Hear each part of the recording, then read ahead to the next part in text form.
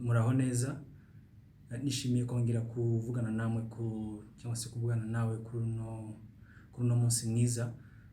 Hari ikintu cyantangaje cyanashimishije nanone, cyatewe na video nakoze ubushize, kiva ku maraso ya Kristo. Amaraso ya Kristo icyo yadukoreye, nababwiye ko yanyuze Imana, ubundi atuvanamo umutima wo gutwikira w'iteka, ubundi acecekesha Satani. Niyo ma video nakoze ubushize, ariko nagiye mbona ma reaction, nagiye mbona abantu bagize icyo bivugaho, bituma mvuga ni style biranyakoraje, bituma numva nakomeza narushaho kubivugaho kugira ngo abantu bamenye icyo Kristo yakoreye ikiremwa muntu. Birambabaza giti cyanjye kubona icyo Kristo yakoze twebwe abantu tugitesha agaciro, tukigabaniriza uburemere bwacyo. Umuntu twaraganiriye ni muri group imwe turaganira, navuze ko amaraso yatumeneye, yatubara ibyaha dukora, ibyo twakoze, ibyo dukora n'ibyo tuzakora. Ngo birumvikana yabyumvise mu bundi buryo, ariko biranyakuraja. Ubu nari ngeze ku amaraso ya Kristo, nababwiye ko yakemuye ikibazo cy'ibyaha. Ibi byaha dukora, navuga ko amaraso yamenywe kugira ngo tubabarirwe ibi byaha dukora. Ntabwo azamenwa, ntabwo iyo uvuze ngo mbabarira hahita hameneka amaraso. Ndashaka mwibuke ko mu isezerano rya kera hariho, iyo umuntu yakoraga icyaha yagomba gutanga igitambo. Hari kategori y'abantu bakoraga ibyaha bagahita bicwa. Abantu babaga bafite umutima w'ubwigomeke, abo ngabo baricwaga. Hari igihano cya buri cyaha wakoze. Abasambanye, abishe isabato, abana basuzugura ababyeyi babo, baramaze kugera ku rwego rw'ubwigomeke, abo ngabo bagomba gutegwa amabuye bagapfa.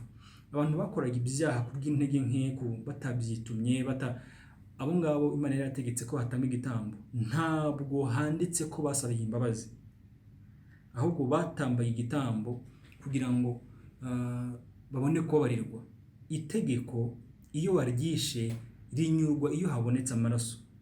Niyo mpamvu mu isezerano rya kera hari bitatambuga ibitambo byinshi cyane kugira ngo abantu bababarirwe. Nta muntu wavuga ngo mbabarira, ngo wahita babarirwa umuntu kugira ngo nuko yasabye imbabazi gusa, ngo bite birangira ngo nuko yasabye imbabazi ntadatambye igitambo. Oya, rero imbabazi dusaba muri kino gihe kuvuga ngo Mana mbabarira, izo nizo kugira ngo imitima yacu iruhuke, ibohoke. Kuko iyo umuntu akoze icyaha, umutima uhora umurega, atuza ari uko yumvise ko yababariwe.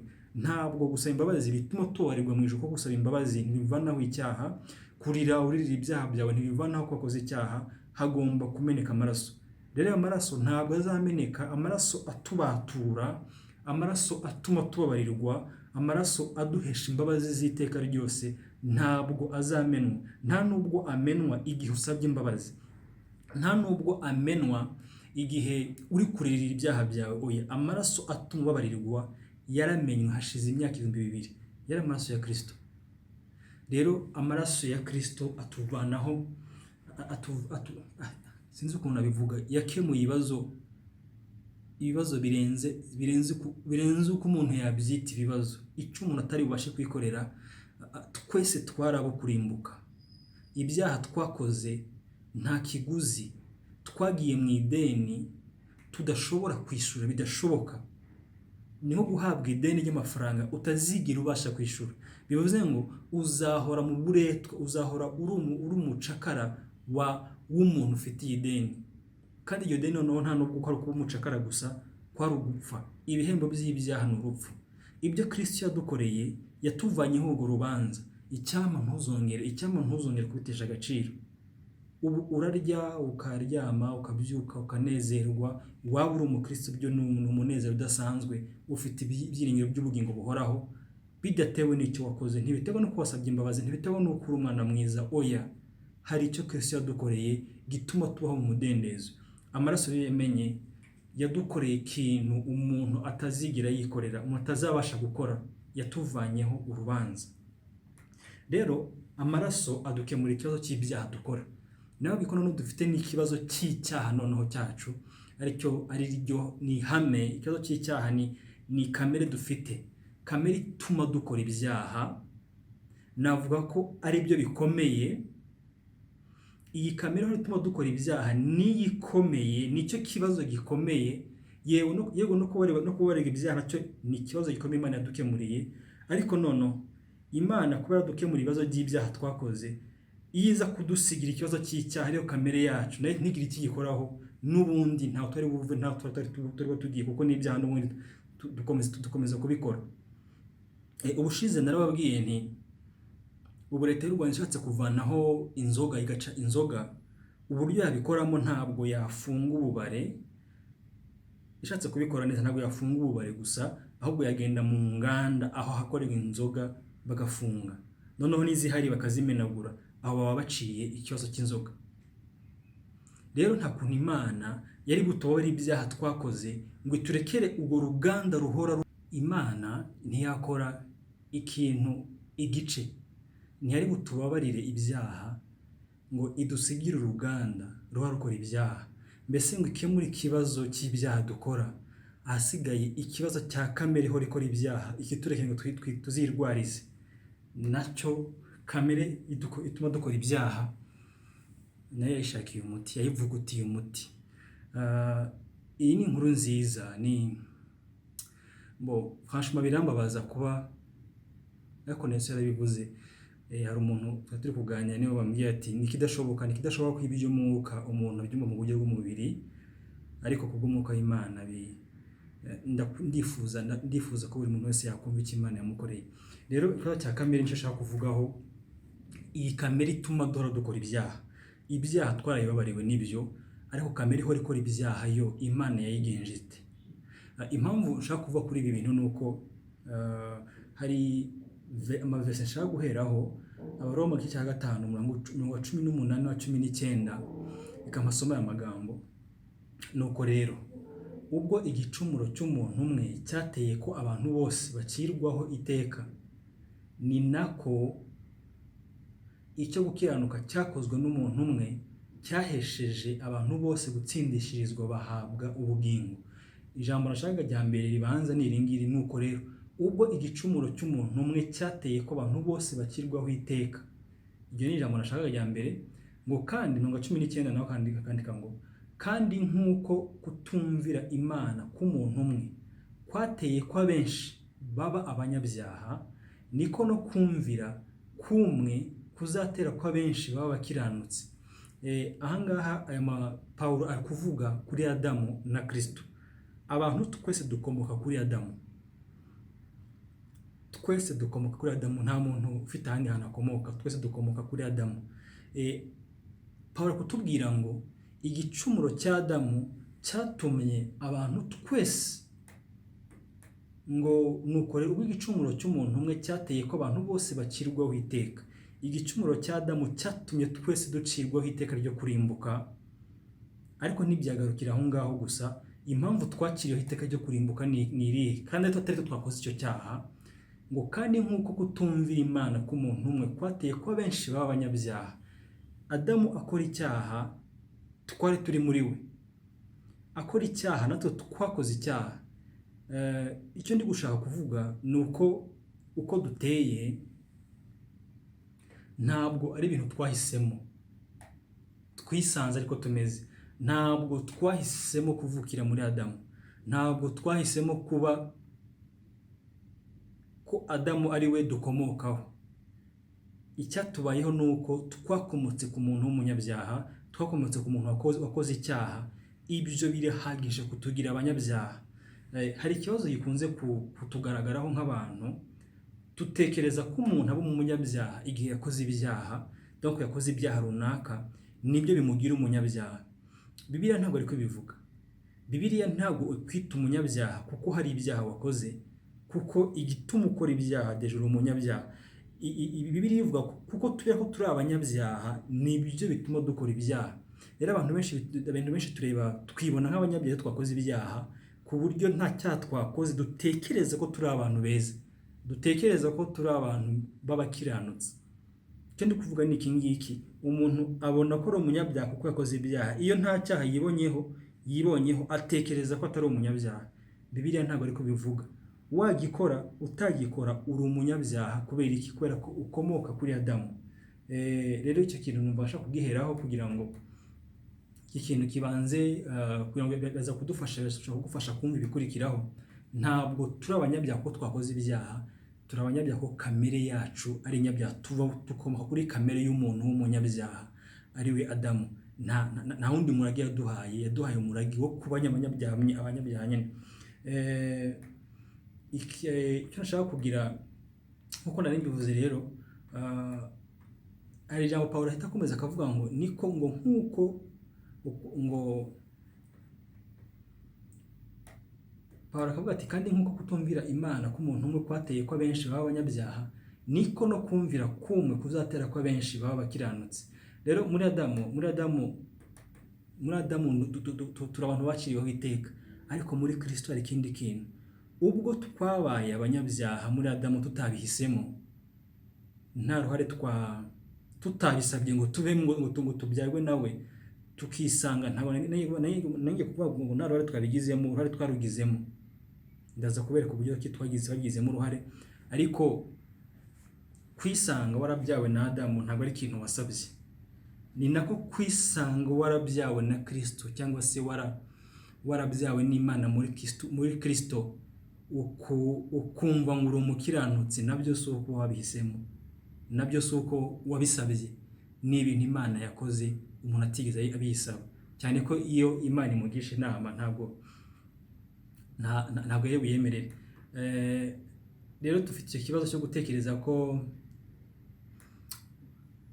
turi abanyabyaha ko twakoze ibyaha, cyo nari nkivuyeho. Ikindi nashaka kuvuga ni uko nashaka kwerekana buryo ki twakoze icyo cyaha muri Adamu. Mu gitabo cy'Abaheburayo igice cya 7 hari amagambo uwanditse icyo gitabo yavuze byakugora, abantu benshi byabagora kumva buryo ki twakoze icyaha muri Adamu. Ndabizi ko araho byagora kumva, kandi icyo utacyumvise nanone byakugora kumva buryo ki turi abakiranutsi muri Kristo. Mbese biragusaba kubanza kumva uburyo ki uri muri Adamu, noneho ukabona ukumva uburyo ki uri no muri Kristo.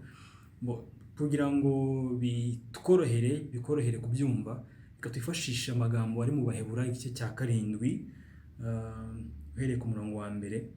Harimo icyo Adamu yakoze, harimo ibyo icya 10 Adamu Aburahamu yahaye Melikisedeki, ariko harimo ikintu nifuza ko cyaza kugufasha kumva buryo ki turi muri Adamu tukaba no muri Kristo. Melikisedeki uwo igice cya 7 umurongo wa mbere, ubutambyi bwa Melikisedeki busura ubwa Kristo butazakuka. Melikisedeki uwo ubutambyi bwa Melikisedeki busura ubwa Kristo butazakuka. Melikisedeki uwo wari umwami w'i Salemu n'umutambyi w'Imana isumba byose, wa wundi wasanganiye Aburahamu ubwo yatabarukaga avuye gutsinda abami, amuha umugisha. Ni nawe Aburahamu yahaye kimwe mu 10 cya byose. Ubwa mbere izina rye risobanurwa ngo umwami wo gukiranuka, kandi irya kabiri yitwa umwami w'i Salemu, risobanurwa ngo umwami w'amahoro. Ntagira se, ntagira nyina, ntagira ba sekuruza, kandi ntafite itangiriro ry'iminsi cyangwa iherezo ry'ubugingo, ahubwo ubwo ashushanywa n'umwana w'Imana ahora ari umutambyi iteka ryose. Nuko mutekereze namwe uburyo uwo muntu yari akomeye, byatumye ndetse Aburahamu yasogokuruza mukuru amuha kimwe mu 10 cy'iminyago y'inyamibwa. Kandi abana ba Lewi, ahangaha uhumve neza mu wa 5, kandi abana ba Lewi ari bo bahabwa ubutambyi, bafite itegeko ryo gukoresha abantu kimwe mu 10, nibo bene wabo nubwo abo bakomotse ku rukiryi rwa Aburahamu. Ariko dore wa wundi utakomotse mu muryango wabo yakoresheje Aburahamu kimwe mu 10, kandi aho umugisha nyiri byasezeranijwe. Nta wahakana ko uworoheje ahabwa umugisha n'ukomeye. Kandi muri twe abantu bapfa nibo bahabwa kimwe mu 10, naho icyo gihe cyahawe uhanwa ko ahoraho, ndetse byabasha kuvugwa yuko, umurongo wa 9 ubumve neza, ndetse byabasha kuvugwa yuko Lewi uhawe 1/10 nawe ubwe yagikoreshejwe ku bwa Aburahamu, kuko yari akiri mu rukiryi rwa sekuruza ubwo Melikisedeki yamusanganiraga. Aha icyo umwanditsi w'igitabo cy'Abaheburayo ari kuvuga, aravuze ngo Lewi, mu by'ukuri Abalewi bahawe umurimo w'ubutambyi, navuga ko bawuhawe nk'ishimwe, Imana ibashimira ko mu butayu batigeze baramya igishushanyo, aho ubundi bwoko Lewi yarindi. Lewi n'umwana umwe mu bana 12 ba Yakobo, mu miryango 12 ikomoka kuri Yakobo.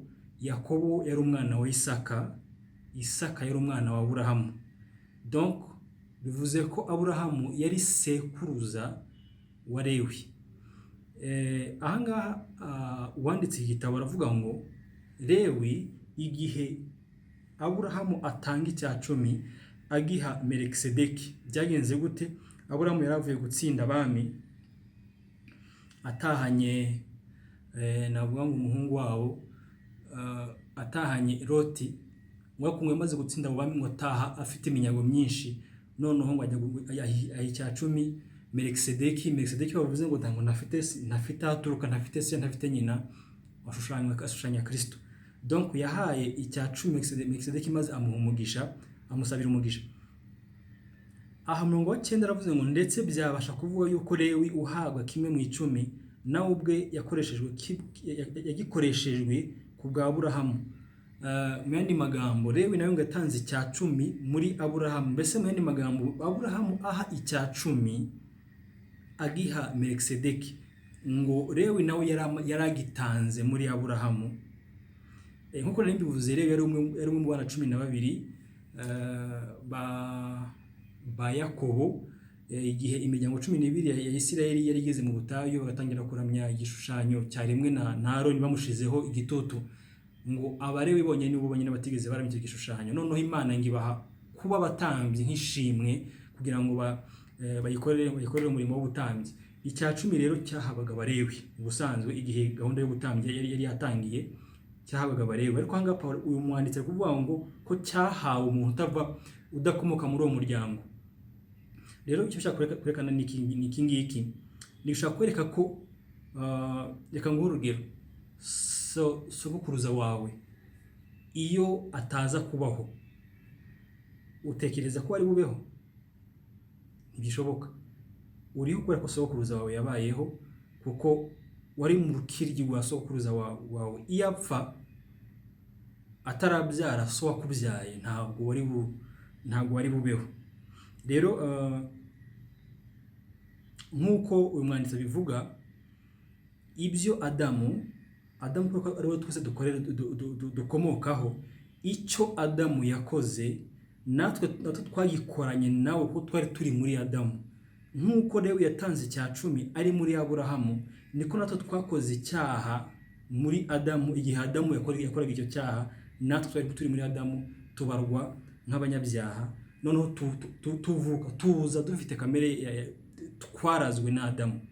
Rero uko nguko byagenze, uko kuba turi muri Adamu muri ubwo buryo, ni nako Imana idushira muri Kristo.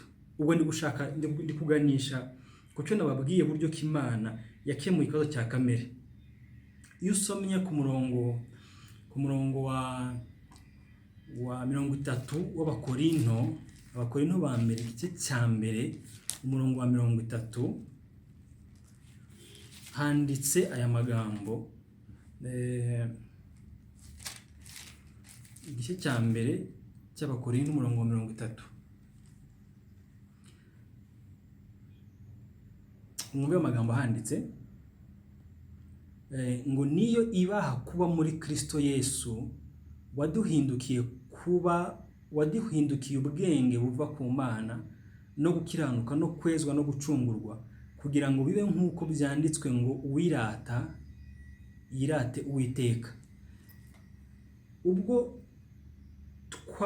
twashizwe cyangwa se ubwo twari turi muri Adamu ari we sogokuruza wacu, twari turi muri yo tutabisabye, ntabwo twasabye kuba muri Adamu, ntabwo ari ibintu twagizemo amahitamo, kandi nta kindi yaturaze uretse kuturaga kamere y'ibyaha. Uko ni nako Imana yadufashe idushyira muri Kristo. Ntabwo umuntu yishyira muri Kristo, ntacyo wakora kugira ngo wishyire muri Kristo, ahubwo Imana niyo yadufashe idutereka muri Kristo. Imana niyo yadufashe idutereka muri Kristo. Reka mbasomere n'aya magambo meza.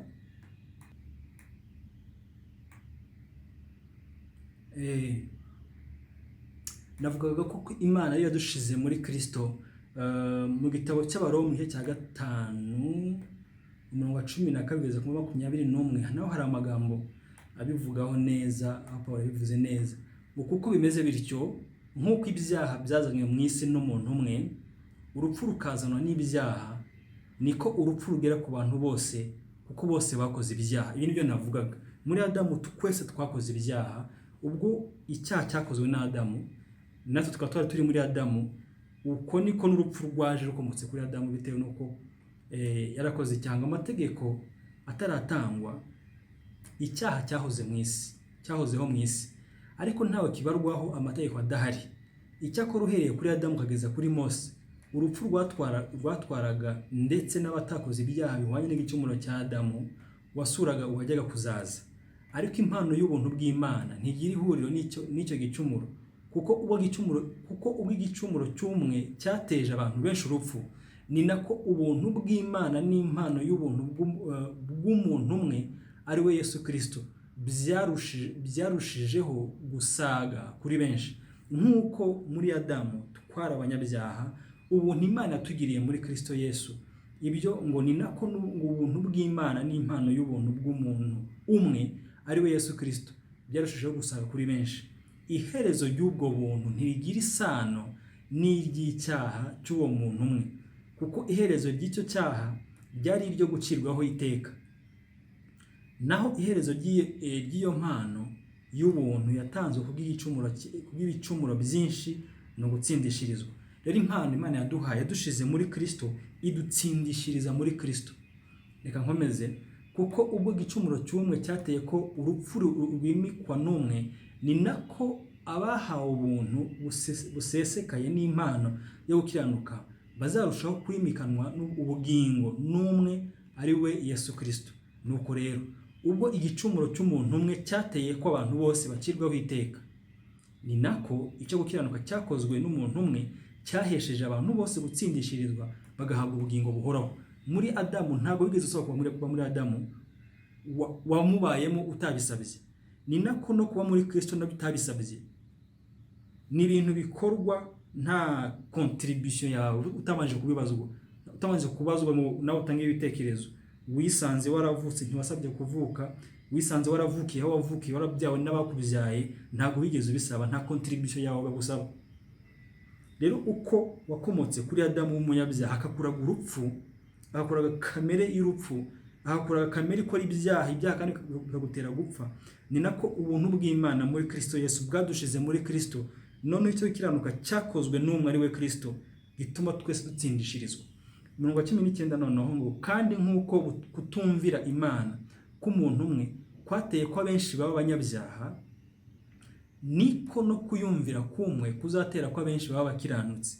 Ubwo kutumvira kwa Adamu kwatumye twese tuba abanyabyaha, ni nako no kumvira kwa Kristo kwatumye ko twese tuba bakiranutse. Ariko amategeko yaziye hanyuma kugira ngo ibyaha bigwire, nyamara aho ibyaha byagwiriye niho n'ubuntu bwarushijeho gusaga, kugira ngo nk'uko ibyaha byimitswe n'urupfu, aba ari nako n'ubuntu bwimikwa no gukiranuka buduhesha ubugingo buhoraho bwa Yesu Kristo umwami wacu. Ahangaha ngira ngo mwabyumvise, iyo biragaragara mu ijambo ry'Imana. Muri Adamu ntabwo ugeze bisaba, urimo yakuraze kamere y'icyaha, ariko no muri Kristo naho urimo yakuraze gukiranuka, yakuraze ubugingo buhoraho kubw'ubuntu bwayo, yaradutsindishirije.